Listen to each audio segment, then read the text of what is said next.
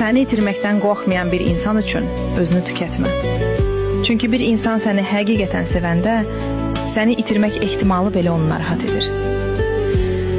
Amma bəzi insanlar var ki, səni yalnız sən verdiyin sevgi üçün istəyirlər. Sən isə onları qalmağa razı salmaq üçün daha çox anlayış göstərirsən, daha çox susursan, daha çox güzəşt edirsən. Və bir gün fərqinə varırsan ki, münasibətdə 2 nəfər yox, sadəcə sən mübarizə aparmısan. Unutma, səni həqiqətən sevən insan sənə sevgisini hiss etdirmək üçün çalışar. Səni sevib sevmədiyini düşündürən insan üçün isə özünü yorma. Çünki əsl sevgi insanı çaşdırmır.